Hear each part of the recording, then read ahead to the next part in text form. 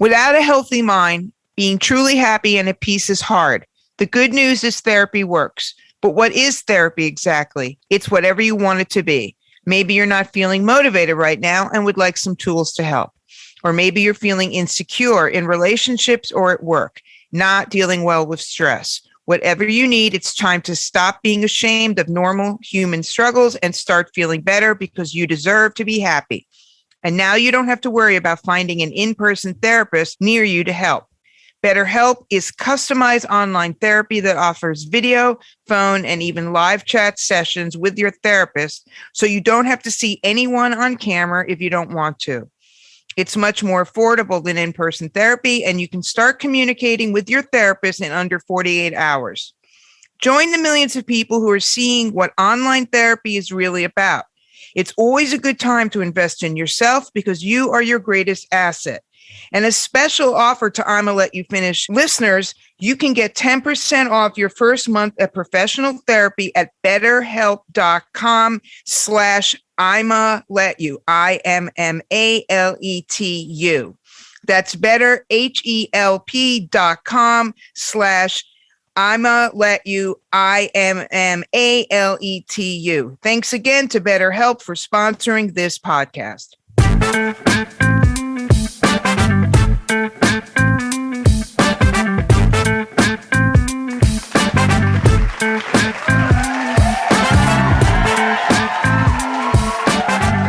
What up, everybody? It's ImmaLetYouFinish, show 91 on the Pantheon Podcast Network with your host, Court and Amy. What's up, James? Hi. How was your weekend? How was my weekend? I don't know. I guess it was good. Yeah. I babysat. That's always fun. That's always I had a couple of doubles. You know, I enjoy my doubles. And that's pretty much it. How was yours? Didn't do much. Just do show shit. Stayed around my neighborhood. It's been very low key, really super low key. Sneezing. I was doing a lot of sneezing. Yeah, man. The allergy season is not good. Woof. Not Woof. Good. All right. Well, speaking of things we're allergic to, Will Smith, this is it. We always make vows. We have a list. We have a list. And he was never really on it. No, he was never on a list because I don't give a... I can't put him... We're going to put this story on the list after today. Story on the list, but I don't care about Will Smith. We don't really care about him. I don't really care about Will Smith. I don't care. We all know who's on that list. Yeah, we're on... But you're the one who keeps breaking it. We had to break it with the last one. We haven't broken it with you-know-who. Okay. The other one. All right, we're not going to break. We're not even going to think it. We're not going to think it. We're not. All right, anyway, Will Smith, blah, blah, blah. Hit 10 years. So he's banned for 10 years. 10-year bid, blah, blah, blah. He accepts responsibility, yeah, blah, blah, blah. I can't go. He can still go to the parties. He can still get nom. No parties? He can't go to anything Academy related. All right. So none of that, nothing. Well, is Guy Oseari's party Academy related, or is that a private party where people show? Party. Yeah, but here's the thing: people, the going to the awards part is not a big deal. That's fine. But the truth of the matter is, a lot of those Academy functions and the things that happen within the Academy during the year are part of the inner workings of Hollywood. So that's actually a bigger deal. Like the award show it's good for the fodder and all of that shit.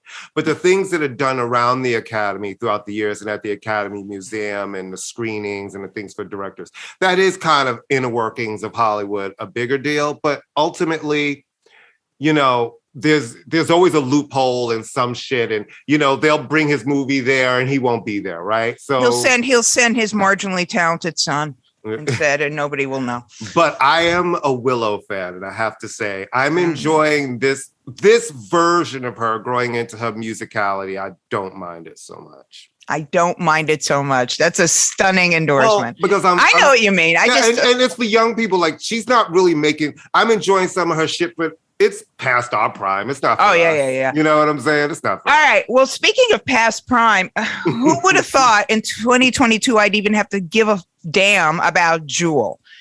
I'm going to be very honest. I was working at VH1 during the height of her jeweliness. I thought she was overrated then, but she was very pretty, and that's great. I'm not saying any of this because she wasn't, pretty. She did some MTV when they did these like unplugged in quarantine things, and it was the most pretentious thing I have seen in.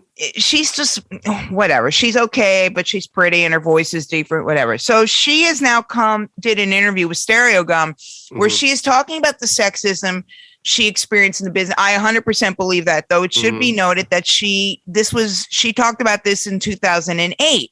So it's not like was squashed for all these years. There were published reports about, the myth with her is that she was from Alaska and she slept in her car because she was homeless.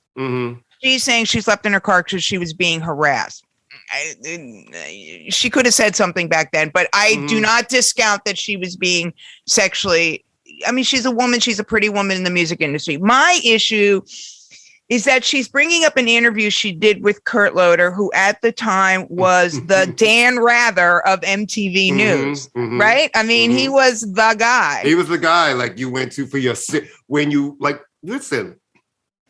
Fun fact, when I worked at MTV for that year, I worked in the news and doc department.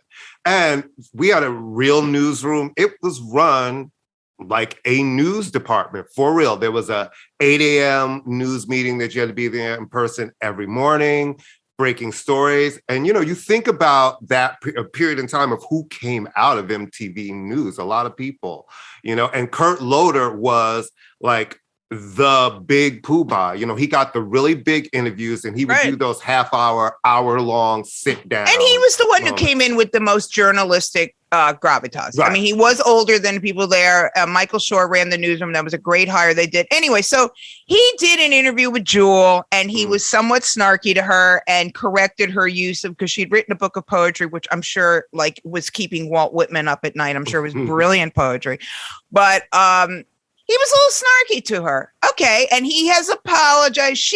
But what she said about him, I thought was quite honestly, there was that she's holding on to it for this year. Number one. Number two, he was snarky. He corrected her use of a word. Was it necessary? No. If it wounded her that deeply, I am sincerely sorry. But come on. I mean, and he apologized, but then she trashed him and said he was, an old, basically implying that he was like some old guy on a children's network, which is nasty. He has apologized profuse. I mean, he didn't do like one "if I offended anybody" apology. Right. He full out apologized. But I have to say, I worked at VH1 News, and I was at MTV, in and out, working with Michael Shore, subbing every once in a while. Kurt had a reputation for being a curmudgeon. He is a curmudgeon. He's also a brilliant writer. For those of you who don't know, he wrote Tina. He wrote the Tina book. Yeah. Right. But brilliant writer, cranky, yes. Snarky, yes. Life goes on, right? I mean, I'm not diminishing what happened to her, but I'm just like, really? I've had artists say things to me that are like, are you kidding me? Right. And life goes on. So I don't know. I think it's kind of like a slow news week, and that's becoming, I don't know, right? Am I wrong on this one? No, it's definitely a slow news week. And quite frankly, it's like, I seem to remember her being a piece of work. Yeah, I mean, everybody, I mean, they're all pieces of work. But the point is that there's no reason, and I'm not saying this to discount, I'm not talking about the sexual harassment. I'm talking about the stuff with Kurt. Really? Like, this is what really, if I held on to everything stupid a man said to me, I would never get out of bed. Sometimes he's a bit of a dick, but that's, All right, he's a bit of a dick. There. You know what I mean? Like, it's like, I don't know. I just thought it was, all right. Oh, wow. I'm going to make the worst segue in the world. Oh, God. And you're going to give me a look. Speaking of dick, Jerrod Carmichael. Boom, boom, boom. Boom. All right. Oh, she's here 2 times a night, kids. There's a really remember to tip your waitress on the way out. All right, so Jerrod Carmichael, who I thought was just absolutely fantastic on SNL, has recently come out as a gay man, and that, coming from a religious sort of very tradition. Well, no, actually not traditional. I mean, he comes from a wackadoodle family, and he has a new special on HBO called Nathaniel. It's about an hour long. I cannot recommend this special enough. It is just, it's heartwarming. It's really introspective. He really digs deep into himself, and it's funny. It's funny, and it's a lot of stuff about Black families, about being a man, about being a gay man. It's really, really funny. So coming out and already having Yeah. already having a white boyfriend. Yeah, I love that part. That part was hilarious. How his Black girlfriends were like, "Yay, you're coming out, right? A white guy." I thought that was, but it's a really, really good special. It's shot beautifully. And we read the story about men coming out or women coming out, but it's interesting to see it unfold sort of in real time about him talking about it. So did you watch it? Or are you going to watch it? Yeah, I've watched parts of it. I need to finish it. Yeah, it's really good. It's nice. I like him. Mm-hmm. Yeah, I like him too. I've liked him for a while. There's something very inviting about him. I don't get the sense that he's making, I don't get the sense that he's mean. Right. And some comics are mean, and I don't get the sense that he's mean. I like him, and we're not going to hear trans jokes out of him. Right. So that'll be nice. All right. So we always talk about music because it's a music show. Boom, boom. Yeah. And so, Courtney, why don't you talk about, we were talking about, because it's Hall of Fame season, but, and we were just always kind of, one of the biggest games people always play is, who should be in the Hall of Fame? Everybody. It's true. But this weekend I was having a real sort of Brothers Johnson moment, George and Louis Johnson. And I just thought we never talk about them enough. I feel like they've been glossed over in the landscape of really great musicians who were great session players, but then also put out albums of really great funk and R&B soul music from the late 70s to early 80s, and produced by Quincy Jones, really great sound. And no one ever talks about the Brothers Johnson. It's like, why aren't they in the conversation more? I think now, and listen, they were, their version of Shuggie Otis's Strawberry Number 23, no disrespect, but it's the cover that really stomp. I'll Be Good to You. I'll Be Good to You. I love Glam. Yeah. I'll Be Good to You was me and my boyfriend's song in high school. Don't even ask me why. Don't even ask me why. That was why. Now I'm going to ask you why. Because it was popular in 1976, probably. That was our jam. Mm-hmm. I'll Be Good to You. And he was not, but that's a whole nother story. Actually, he was fine. It's a high school boyfriend. I think maybe one of the reasons Brothers Johnson are not discussed is I think you kind of hit it, that they are anonymous at the same, they're sort of like stars. It's like guys who became stars, but really are so steeped in being session musicians that there's on so many records and so many things that you could kind of forget. And let's be 4 platinum albums of their own. Right. And let's also be honest, are a lot of white people listening to those Quincy Jones records? Are a lot of white, that world, they had big hits, but I think they are something that was, and this is not a criticism, very much steeped in Black radio. Right.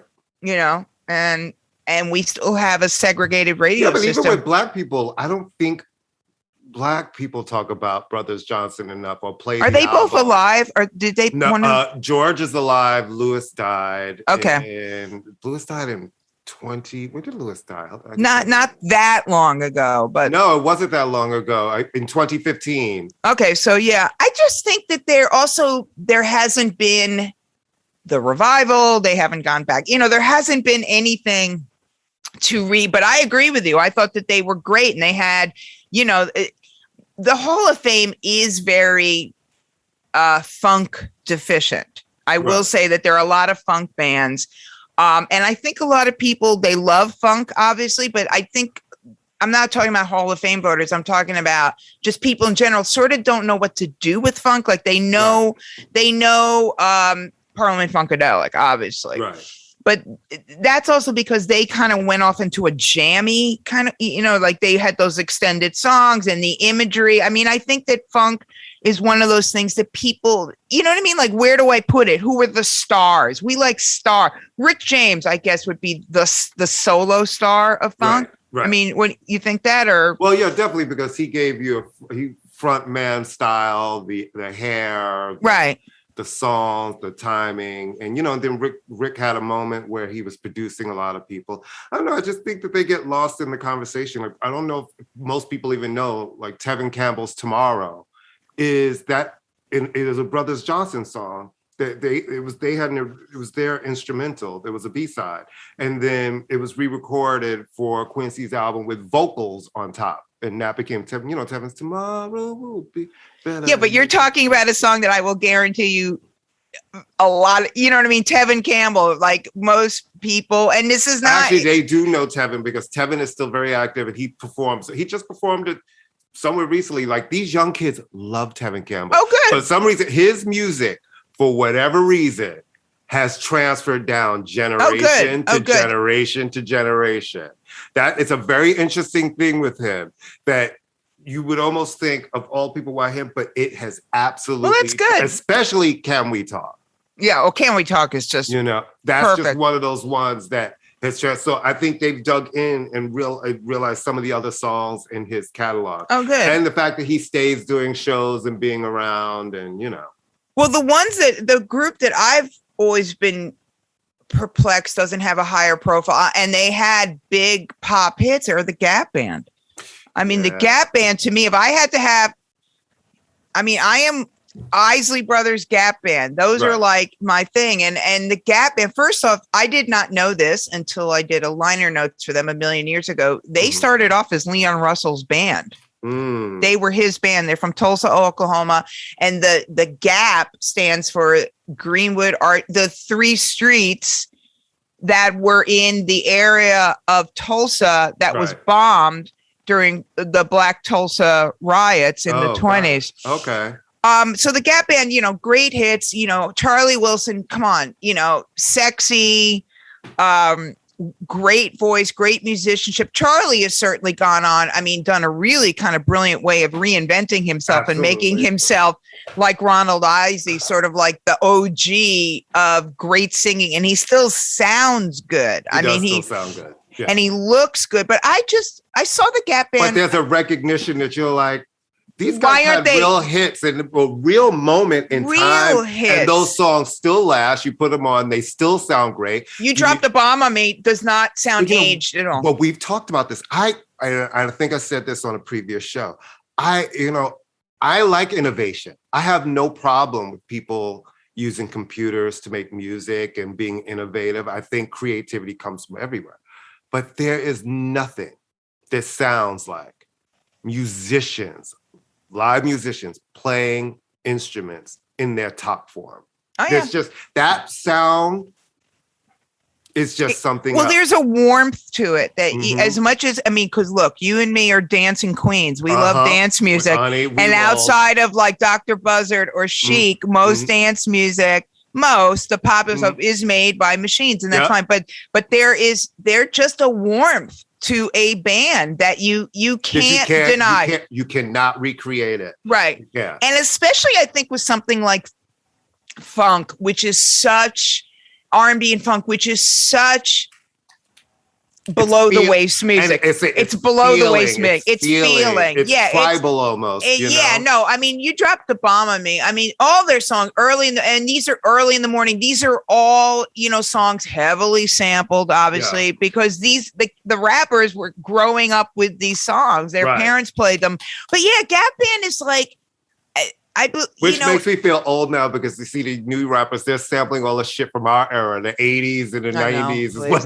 I'm like, oh my God, I've lived long enough to hear this song in its original song. Someone also needs to tell the young people, the young rappers, and it's the producers, not the rappers, that once someone has a definitive hit with a sample, stay clear of that sample. Oh, they don't anymore. No. And we will talk about this in a little bit, but it's like, no disrespect to Latto.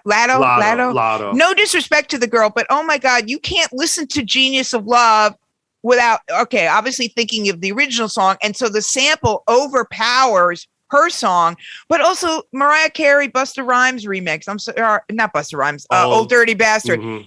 Like, and I keep hearing this one sample that was on Miss Fat Booty. But that's us because of our age, right? But if I'm really young, I know, and that song is a big hit for her right now. I know it is. It really is. I'm really young.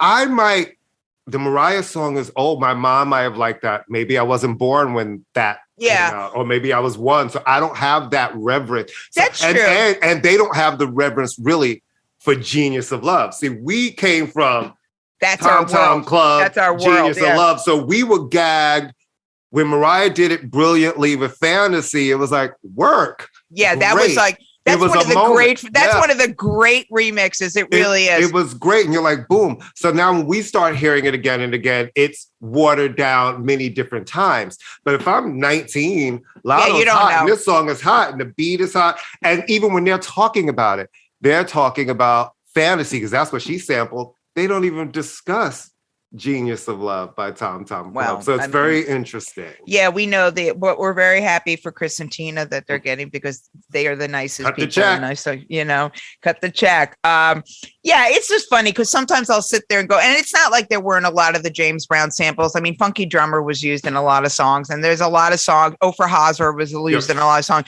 but it's something where it's just was. I love Oprah Hazard. I told you I saw her perform once. I cannot believe you got me neither. I fucking cannot. Me neither. Believe you got to see Oprah at BAM. Wow, I know. That's a good one. She was on Warner Brothers when she was on Warner Brothers for like a hot minute. They put out those 2 albums here. The one, I know, and I'm still trying to think whether she was doing like a show or whether she was part of a like a music of that part of the world thing. But she was talk about a tragic death. Yeah. Jesus, she died super young. Yeah, super duper young. All right, let's talk about Courtney and I want to apologize to our many listeners. We feel that we have let you down in a really fundamental way. And yesterday I called Courtney and I said, Courtney, we're always talking about new music and we're talking how much we love Pet Shop Boys. And yet, we posted the Pet Shop Boys Soft Cell single, but we have not said word one about it. Which is kind of crazy. Because we're like obsessed with Neil and Chris. I know. Then it came out. We were like, this is so cool. This is so cool. We had the preview. We had the teaser video. We had the everything. Boom. And then we were like, we've never actually talked about the song. Well, you know what it is? I really like it. And, I think it's a soft cell song featuring Pet Shop Boys. So, I'm like a little like, okay. I feel like it's the other way. Interesting. No, it's soft cell featuring. I see what you mean. For real. Yeah, because it's from the soft cell. It's from their album. Okay. That's what okay. But what do you think of it? First off, the video terrifies me. I enjoy it because it gives me the sound that both of those groups are known for. Yeah. And you know me, I like adult dance music. Yeah. I do. I feel like I don't want to have to. I love to dance around my house. I still love to dance. I don't feel like I should have to have everything sound like it's for a 14-year-old on TikTok. But when you are dancing around your house in your underwear, that doesn't make you Madonna, right? Well, it does, actually. Well, no. Well. 19, you know what I'm quoting. You know what I'm quoting, right? Yes, you are. I do know it from Working Girl. Right. I will say that it makes me 1993 Madonna. Okay, cool. I feel like these days you have to be specific. Yeah. Good point. Yeah. 1993. Yeah. Girly show Madonna. Yeah. Short blonde hair.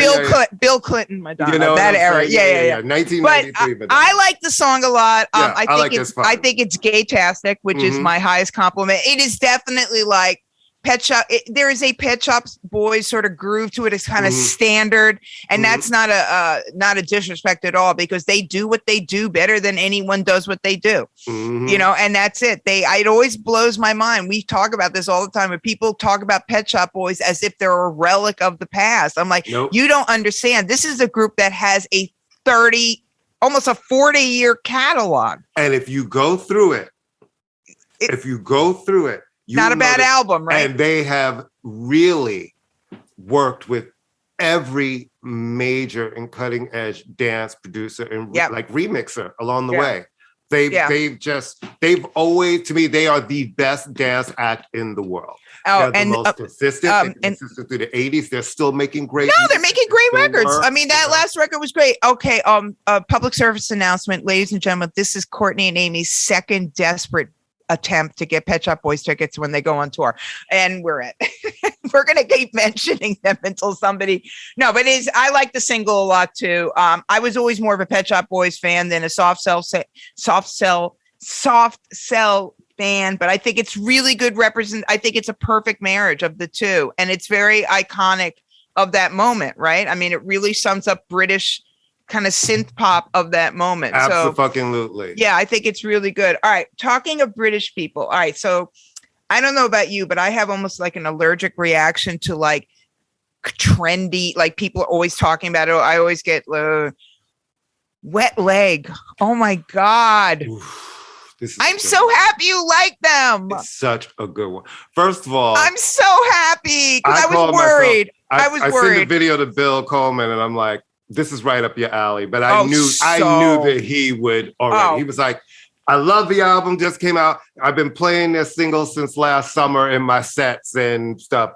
And listen, British duo, kind of odd birds, which makes it even better. Deadpan, deadpan, very flying lizards. I think, and as Ben Merlis pointed out, very flying lizards, right? Kind of really provocative, smart lyrics. Selling in a really sort of mundane way, but it's really good. Like bored, and their videos are hilarious. And they're really just sort of two grown women and just taking, as the Brits say, taking the piss out of everything, but really good songs. Yeah, it's really good songs. 30-something minutes, with the United States, we're doing all this punk revival shit and we're getting it all wrong. It's in the United States, we have a bunch of girls in Catholic school uniforms and tattoos screaming at the camera and a bunch of boys with crazy color hair. This is like the essence of the kind of ennui British punk, like I don't give a fuck, but it's so good. Yeah. It's so you know what it makes me think of? I bet it would have made great music for chewing gum. Michaela Cohen first show. Yeah. Yeah, it's just I love it. So and Shay's Lounge is like the big well, that's the one single. That's right now that's kind of, because they've been putting music out, but that's the one that's now really, even though it's been out for a minute, bubbling and creating. They just toured. The stir, people I know went to see them and they can pull it off. It's not like just a bunch of, Where they play someplace in Brooklyn, because that's where everybody's playing. Yeah, they're playing like that. They're just parts of Brooklyn. I'm sorry. I mean, I'm sure everything's in Brooklyn. They're all of the clubs, but they're in the parts of Brooklyn where you can't get to without a subway, and it's just too far. And I'm old, and I'm just like, no, everything's that this Brooklyn made. I don't know. It's in like the part of Bushwick where they don't even call it Bushwick anymore because no one can afford to live in Bushwick. So I'm sure they're going to call it B Heights or Bushwick. Something. Right. Yeah, something. All right, so there's a bunch of new music that came out. So you want to go back and forth. You say one, I say one, or stuff that came out that you're kind of digging. Yes. All right. First is Chloe finally has a moment that has my attention. Okay, good. Because you've been dancing around this one for a while. You really have. No disrespect. And I'm not saying that, but you've been sort of like, you've been like, she's really nice, but she's really that, but there was always like, so you're committing. I'm going to commit to this single. Okay, so you have wiggle room. Treat Me. Listen, I want to see an album. I think it's time for an album. Wait a minute, she doesn't have an album out? No, there's still no album out yet. I'm like, I want people, bodies of work are really important to me. So she's got this new single, Treat Me. I like it. I like the video. I think the tune is catchy. It has a little edge to it. I think it's good for her. Set yourself. It doesn't sound like any of the other ladies on the radio right now. And I like that. Set yourself apart with a record that doesn't sound like anyone else. Right. She's the older of Chloe and Halle.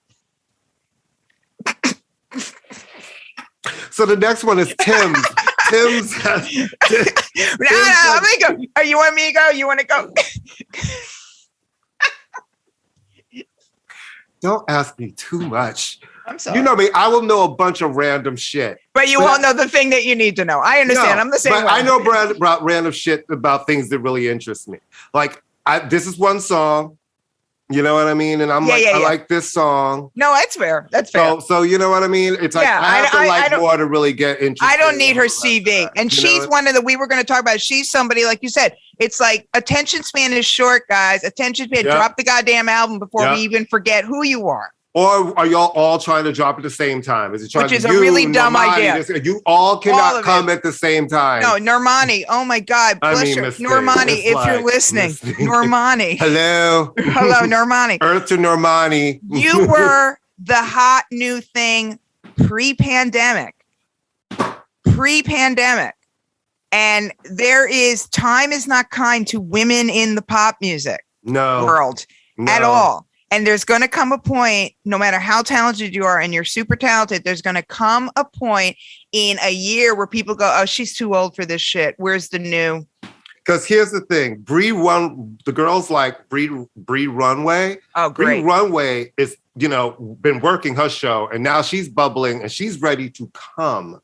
She's not, you don't have to tell her who she is as an artist. She knows it. She's ready to give it to these kids. So I'm like, and she built it up in a way that's kind of more organic now. You don't need the major label big video. She was like a YouTube, kind of thing. And that's where people are getting their music. We're old. We look to the video. We look to this. These kids are like, oh, it's on YouTube. I dig it. That's it.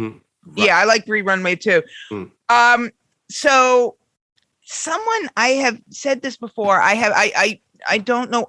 I like St. John a lot. We both like him a lot, but there's something really fucking weird about this guy. But that's what we like about him. Yeah, no, he's really fucking weird. And not like in a stab me in my sleep weird, but there's, who knows? I don't know. But he's really weird. I still can't wrap my head around the fact that he's from Crown Heights, which hence the name St. John, which is a street. Because I'm like, you're from Crown Heights? Really? Like you grew up 15 minutes away from me. He has a new single out called For the Squadron. He's got like a thing, like a whole concept thing. He's got like, but I know you love a concept. Listen, bring me, like, I have a plan for my music and this album and my project. I love that. All right. But marketing, all of his videos are kind of like a little on the Jim Jonesy aspect, but I think he's joking around because I've seen him interviewed and he's definitely not a cult leader, but all of the videos are kind of like him in orange robes and a bunch of people playing tambourines and Om Shanti. I mean, but I like him and it's really funny. I wonder if I would like him as much musically if I didn't like him as a whole thing, because there's just something about him that I really like. So he's got a new single For the Squadron. Yeah, he's weird. And then the other thing I'm really digging is there's a new Pusha T single out. I always really Pharrell and Jay-Z. Yeah, it's really good. Yeah, it's called Neck and Wrist. I've always liked Pusha T. I always like the clips. And Jay and Pharrell are not somebody we see a lot these days. So I have to always assume when you can grab those two guys. Well, Pharrell always worked with the clips. He made a lot of their stuff, but dragging Jay out of retirement or semi-retirement or wherever he's doing these days, that's a coup, I have to say. And I think that speaks to, when musicians want to work with other musicians, not just for a check, I think that speaks to the integrity of the artist. And I think Pusha T is one of those guys. And he's one of the few albums that Kanye produced where he didn't fuck it up. Well, that's because Pusha T, I think, has a lot of control over his output, and he's one of those people who thinks of his albums very seriously. Yeah, he's not frivolous, and he really puts a lot of thought and time into his process. And he doesn't come out. When he comes out, it's an album. The word artist is thrown around so much. There are a lot of people who are just singers, and there are a lot of people who are rappers, right? But artists are people like Pusha T. Yeah, and he's not who has something A-list. You know what I mean? He's not. He is considered A-list. He is. Is he at this point? Yes, but I just think I've always found him. Look, this is why Jay would be on his record. But he never. His first single. He doesn't sound like it. The production is really good on this. It's nice to hear Pharrell Pharrell kind of like the, happy, like a rumor that was great, but it's nice to hear Pharrell back in a hip hop head too. No, I really like it a lot. So it's called Neck and Wrist, and that's his new one. I guess an album's coming. I mean, yes, an album does have an album coming. And we've got, in the hip hop vein, our guy Vince Staples is back with this him album, Ramona Park Broke My Heart. Listen, I think this man is so supremely talented. You really, and you don't gravitate immediately. So when you like a hip hop record, that's like, he is so supremely talented. He is. I love that he does not have, his records are never 55,000 collaborations. Right. I love that it really is, for a West Coast guy, he really gives you stories about his life. And this one is about the neighborhood where he grew up and just life and where he's at and how that shaped him. And it's a really, once again, start to finish, solid piece of consistent art. Yes. It's consistent. I mean, I feel like I can always count on him. I get so excited when I see that something, I'm like, oh, good. You and I love production. We've all said that, but there is something about one artist, one producer. Yeah. There's something, there's a cohesion, there's a connection. Absolutely. And we've said it all the time. All the time. There's I understand, and it's unfortunately the nature of rap music that they're grabbing the hot beats. I understand why they do it. But one of the reasons the Nas records were so good, it was one guy, one producer, and they fuse. And there's something about and the Vince Staples is like that. Kid Cudi is like that. Pusha T. I don't know if that's going to be, but there's something about it. All right. I have this is one of the saddest moments of my life, Courtney. Everyone knows that everyone always goes, oh, Amy's only into black music. No, there's one white man in my life that reigns supreme. It's not our Lord and Savior, Jesus Christ. Harry Styles. Oh, him too, but Brian Ferry. Brian Ferry. Okay. My love for Brian Ferry borders, and I'm not the only one, obviously, because Roxy Music is reforming and they're touring and people are paying through the nose for it. But I've seen Brian Ferry solo like 3 times. I've seen Roxy Music 2.5 times because I saw him in the Rock and Roll Hall of Fame, and then 2 other times. So he has a new single out. It's not killing me. It's not killing me. He's sort of in that chanson phase of his career. He's been doing this for a while. I mean, he is, in his defense, not a spring chicken, though he looks phenomenal. And he is like the nicest guy in Nicetown.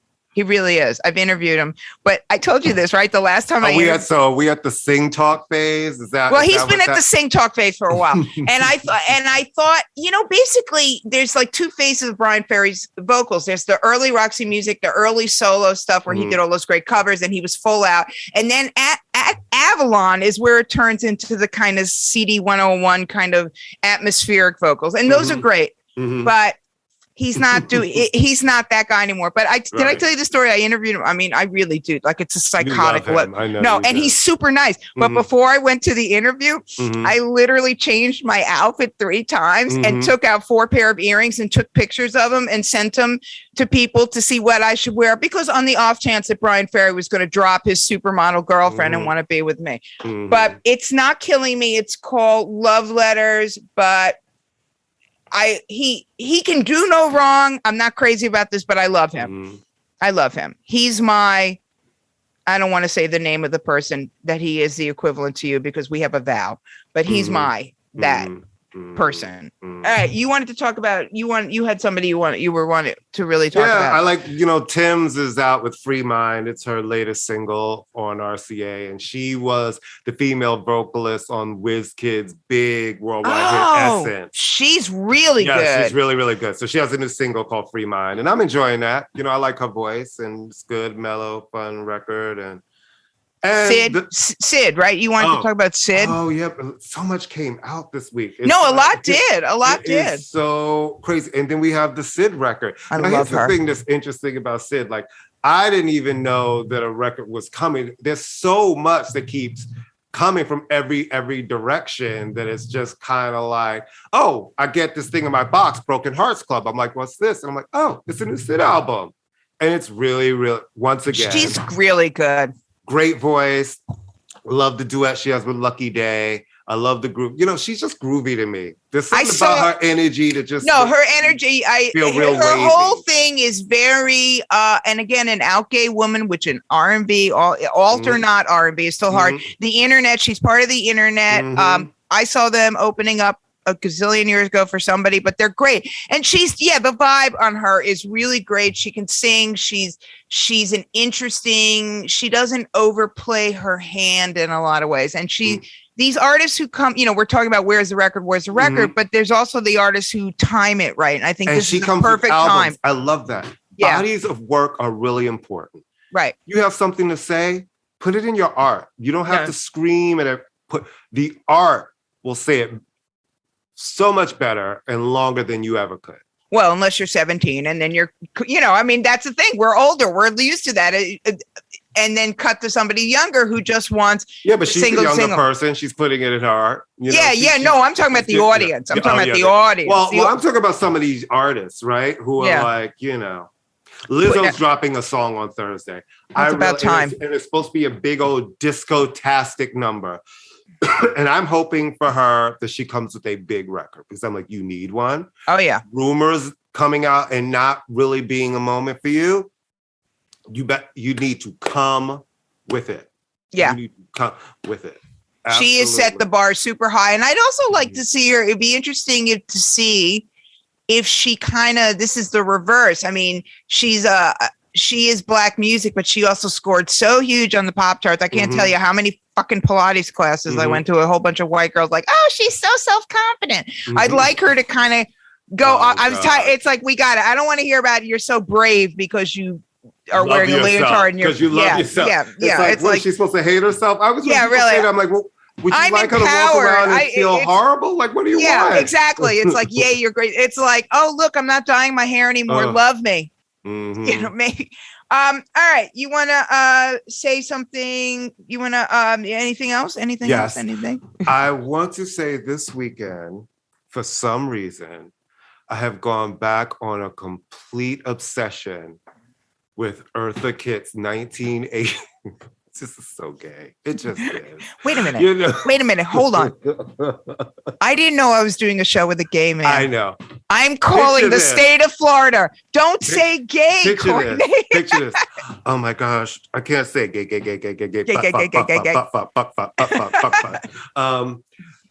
Picture this. Friday night, September. 1983. Young high school Courtney. He's watching New York Hot Tracks, hosted by 92 KTU's legendary Carlos De Jesus. Oh, I'm just getting an alert on my phone. About what? The shooting. Oh, you're just getting 1983. And it's this lady, Eartha Kitt, who, till then I used to watch in old movies, and she was the Catwoman on Batman. Oh, I know she was. I didn't even know who she was except for that. Then all of a sudden, there's this music video of this disco song called "Where Is My Man?" And she's got this diamond necklace around her head, like a headband. And I'm like, that is the craziest thing I've ever seen. And I remember my mother, who I don't know why was up watching it with me, being like, is that Eartha Kitt's old ass? What is this horrible song? This is terrible. But me being like, this is the best thing I've ever heard in my life. The best fucking thing. So this weekend, for some reason, that's the theme of our song. For some reason, we should have called the show that. For some reason, I've been in a big Jacques Morelli mood. And I don't know if you know Jacques. He put together. Yeah. Village People and a Richie family. He also produced Eartha Kitt's "Where's My Man?" And it was written by Bruce Vilanch. All right, all right, hold on. I have to hold the level on the gayness now. You're just trying to mention every gay human being you know. And Fred Czar, who Fred Czar worked with Madonna. He did Village People stuff. He did Only in My Dreams with Debbie Gibson. He worked with Pretty Poison, Samantha Fox, a bunch of people. So, I mean, first of all, Eartha Kitt, up until 1983, had not had any of her music or anything released in the United States for 28 years. She was still in exile from the Lady Bird Johnson situation, where she went to Paris and she was blackballed to work in the United States. There had been no Eartha Kitt records here. So when she makes the record, it's one of those songs like she didn't really want to do, but she did it. It becomes a worldwide hit. They don't have a label for it in the US. Lizzie Grubman's dad, with his agency, which is also in Dursky, and Streetwise Records was their client, and they got Streetwise to put it out, and it becomes her biggest selling record in 30 years. So I was going down the path of artists who made records they didn't want to make and the different impacts that they had. And I just kind of landed on Eartha Kitt's Where's My Man? You know, another one is, I don't know if you know the Nina Simone album, Baltimore. I've heard of. Which I love that album. And a lot of Nina Simone fans love that album. Nina Simone did not love that album. She did not want to record that album. And legendarily, she came to the studio, recorded all the vocals in one day, and did not come back. And the producers had to assemble the album. And it's, to me, a great album, but it's one of those cases of an artist making an album they didn't want to make and not having a choice. Same thing with Ethel Merman in that disco album. Evidently, she recorded all those vocals in just one day. And that album is a terrible album. But, you know, I think about Eartha in this moment and Where Is My Man kind of being the only gold record in her entire career. It's a song she didn't really want to make. And it ended up a song that she never really loved, but it is her biggest record. And it's a disco classic. And when I put it on now, it still makes me twirl around. And there's been remixes that have come out through the years and drag queens perform it all over the world. And it's just one of those tunes that just, you know, it makes me happy. It's really gay. It's super gay. And I guess because Pride's coming up, all of my Pride. All right, wait a minute. Pride's coming up in 2 months. Don't fucking push it.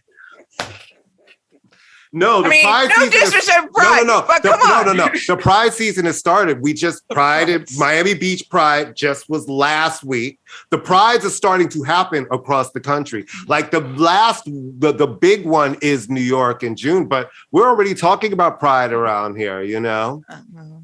Okay. This is your shady because you're trying to say I like this gay shit just because you're gay. Listen, okay. To quote from a gay classic, but you are, Blanche, you are. Okay. I may still have the 12-inch to Raquel Welch's This Girl's Back in Town, but I'm going to tell you. Listen, you're hurt. Okay. You're literally hurting me now. Okay. My heart is hurting. I have to grade papers all day. I haven't got time for the pain, Courtney. I haven't got time.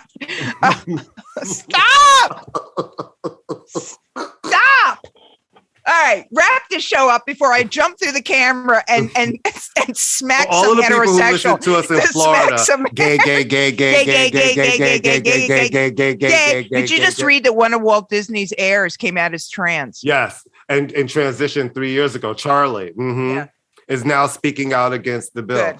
Gay. Listen, there wouldn't be a Disney. There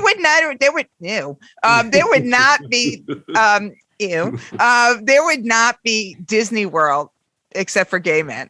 Mm-hmm. Come on. It's gay. All right. Ew. That's not the only kind of gay, you know. Shut up. Don't say it. All right. Take us out before I have to take you out. Thank you for ImmaLetYouFinish listening to us today. You know what to do. We're everywhere. If you have Alexa, you can say, Alexa.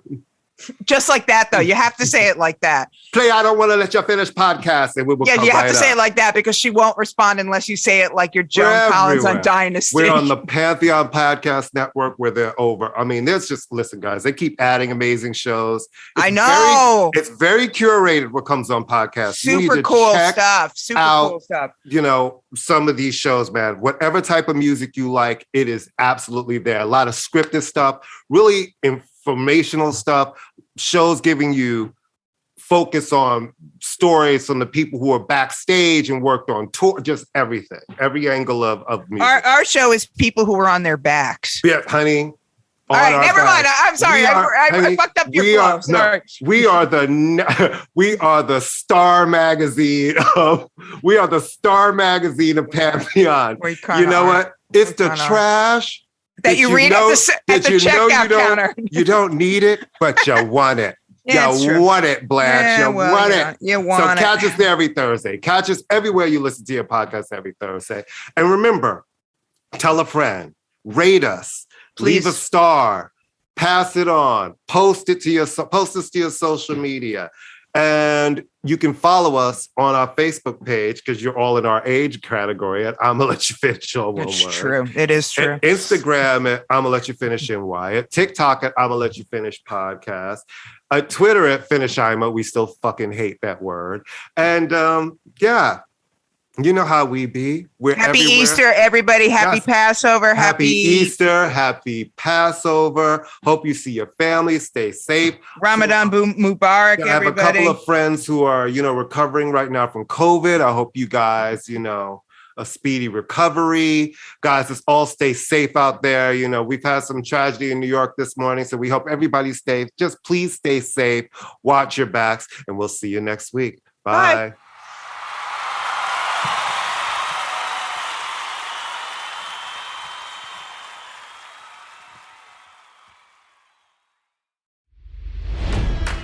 It's NFL draft season, and that means it's time to start thinking about fantasy football.